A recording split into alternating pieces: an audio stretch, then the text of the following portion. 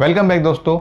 Motorola ने परसों ही अपने दो नए स्मार्टफोन मोटो G60 और मोटो G फ्यूजन को इंडिया के अंदर लॉन्च किया, जिसकी मोटो G लाइनअप के वैल्यू ओरिएंटेड डिवाइस है।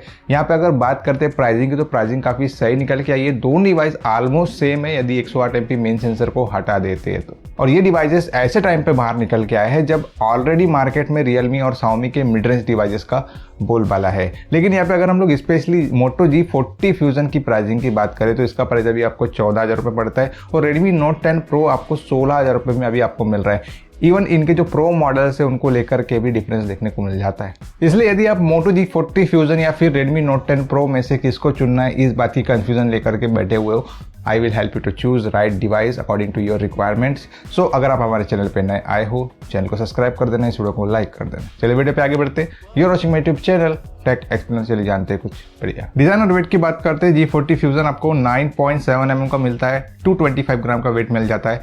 प्लास्टिक का बैक है, प्लास्टिक का फ्रेम है, रियर माउंटेड फिंगरप्रिंट सेंसर है। नोट 10 प्रो की बात करूँ 8.1 mm की थिकनेस मिल जाती है, 193 ग्राम का वेट मिल जाता है।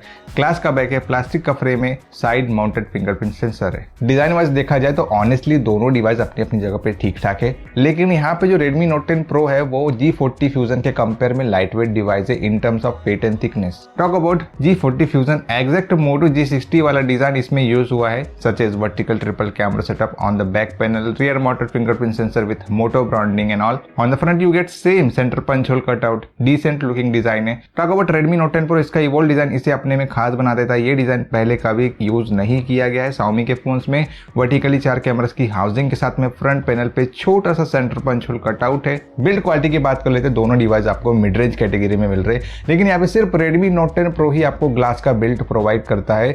मोटो G40 फ्यूजन में आपको ग्लॉस्टिक मिलता है, जो कि एक्चुअल में तो प्लास्टिक है लेकिन ग्लास की तरह साइन करता है।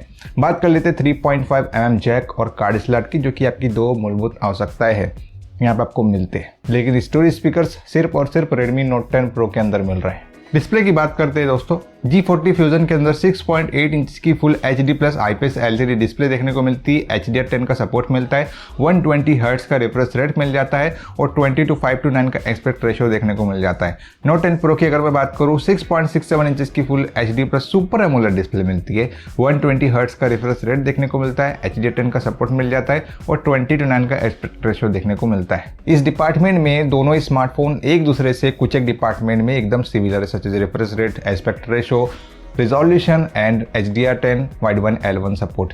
लेकिन दो जगह पे आपको डिफरेंस देखने को मिलता है, पहले तो डिस्प्ले का साइज और दूसरा डिस्प्ले की क्वालिटी। डिस्प्ले का साइज आपको बेटर मिल जाता है मोटो G40 फ्यूजन के अंदर और डिस्प्ले की क्वालिटी आपको मिल रही है रेडमी नोट 10 प्रो के अंदर। अब आप बोलोगे अल्टीमेटली बेटर कौन सा है यहाँ पे, मैं बोलूँगा रेडमी नोट 10 प्रो यहाँ पे अल्टीमेटली बेटर है, क्योंकि दोस्तों यहाँ पे आपको एक तो सुपर एमोलेड डिस्प्ले मिल रही है, तो कलर्स वगैरह तो अच्छे खासे मिल ही जाते हैं। इवन आपने देखा होगा कि जो सुपर एमोलेड डिस्प्ले होती है वो IPS LCD पैनल से ब्राइट होती है जब आप कंटेंट वॉचिंग करते हो स्ट्रीमिंग प्लेटफॉर्म पे। इवन आउटडोर कंडीशन में जो ब्राइटनेस होती है वो 1200 नीट की पीक ब्राइटनेस तक पहुँच जाती है सुपर एमोलेड डिस्प्ले के अंदर, और जो IPS LCD डिस्प्ले होती है उसमें आपको 450 नीट की पीक ब्राइटनेस देखने को मिलती है। तो कुल मिला के देखा जाए तो डिस्प्ले का साइज भी बड़ा सा है, 6.67 इंचेस की डिस्प्ले और डिस्प्ले की क्वालिटी भी आपको अभी मिल रही है। लेकिन यहाँ पे मैं कंक्लूजन नहीं बता रहा हूँ, कंक्लूजन के लिए आप आखिरी तक देखिएगा, आपको सब पता चलेगा। हार्डवेयर एंड सॉफ्टवेयर की बात करते हैं, स्नैपड्रैगन 732G आपको दोनों ही स्मार्टफोन में मिल रहा है, जो कि 8 नैनोमीटर प्रोसेसर बना है, साथ ही 2.3 गीगाहर्ट्ज की मैक्सिमम फ्रीक्वेंसी प्रोवाइड करता है। फर्क बस इतना है, मोटो G40 फ्यूजन के अंदर एंड्रॉइड 11 का स्टॉक वर्जन मिलता है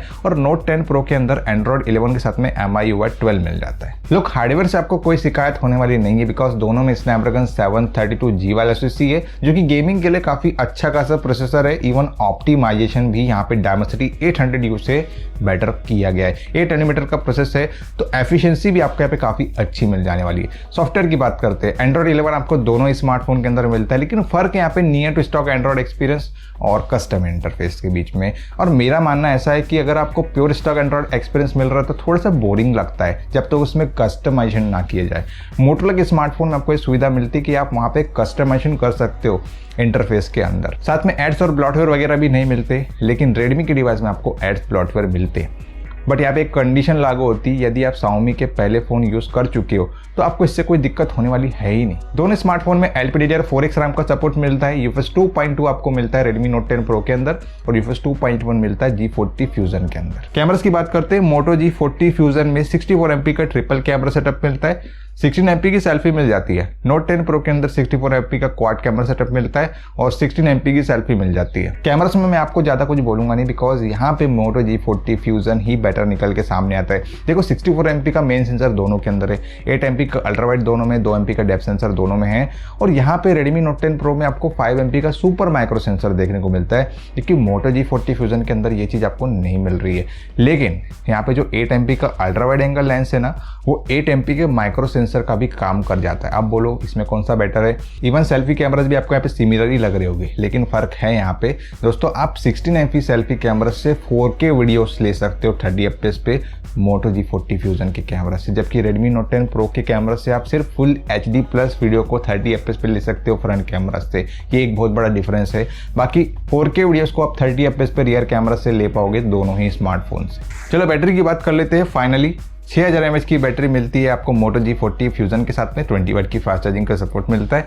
Redmi Note 10 Pro की बात करें 5020 mAh वाली बैटरी मिलती है और 33 वाट की फास्ट चार्जिंग का सपोर्ट मिल जाता है। लुक, बैटरी साइज वाइज मैं बोलूँगा Moto G40 Fusion ठीक है, लेकिन अगर आप यहाँ पे बैटरी लाइफ को देखोगे, एक लॉन्ग टर्म बैटरी लाइफ के साथ में जाना चाहोगे, तो वहाँ पे Moto G40 Fusion से बेटर निकल के आता है Redmi Note 10 Pro, क्योंकि यहाँ पे सुपर एमोलेड पैनल मिलता है, तो जो बैटरी कंजप्शन है वो काफ़ी कम देखने को मिल जाता है। साथ में 33 वाट की फास्ट चार्जिंग का सपोर्ट मिल रहा है। बैटरी में आप लोग डिसाइड करना ना कौन सा लेना है। दोस्तों कल जो हम लोगों ने Moto G60 और Redmi Note 10 Pro Max के बीच में कंपेयर किया था, वहाँ पे काफ़ी कंफ्यूजन हो रहा था, लेकिन यहाँ पे अभी सारी चीज़ें क्लियर है। हमेशा की तरह हम लोग दोनों डिवाइस को आपकी रिक्वायरमेंट के हिसाब से डिवाइड करेंगे और फिर अपना कंक्लूजन बताएंगे। फर्स्टली, यदि आपको कैमरास के साथ में परफॉर्मेंस बेटर चाहिए, डिस्प्ले बैटरी बड़ी सी होना चाहिए, near to stock Android experience मिलना चाहिए, मैं बोलूँगा Moto G40 Fusion आपके लिए बेटर है। लेकिन यदि आपको कंटेंट वाचिंग के हिसाब से कोई डिस्प्ले चाहिए, डिस्प्ले की क्वालिटी मैटर करती है आपके लिए, लॉन्ग टर्म बैटरी लाइफ चाहिए, फास्ट चार्जिंग की टेक्नोलॉजी अच्छी होनी चाहिए और फ़ोन लुक वाइज भी बेटर होना चाहिए, स्टोरेज स्पीकर्स मिलना चाहिए उस फ़ोन के अंदर, मैं बोलूँगा Redmi Note 10 Pro के साथ में आप जाओ। वैसे आप लोग भी बताया ना कमेंट बॉक्स में कमेंट करके आपको क्या लगता है, Redmi Note 10 Pro बेटर रहेगा या फिर Moto G40 Fusion। मैंने आपको आपके रिक्वायरमेंट के हिसाब से फ़ोन डिवाइड करके बता दिया है। अगर आप कैमरा के साथ में जाना चाहते हो तो Moto G40 Fusion है, और यदि आप डिस्प्ले के साथ में जाना चाहते हो तो Redmi Note 10 Pro है। वीडियो अगर इन्फॉर्मेटिव लगे तो इस वीडियो को लाइक कर देना, चैनल पर नए आए हो चैनल को सब्सक्राइब करके जाना, क्योंकि इस तरीके की डेली टेक वीडियोस आपको मिलती है हमारे चैनल पर डेली बेसिस पे। फिलहाल मिलेंगे अपने अगले टेक वीडियो में, तब तक के लिए बाय।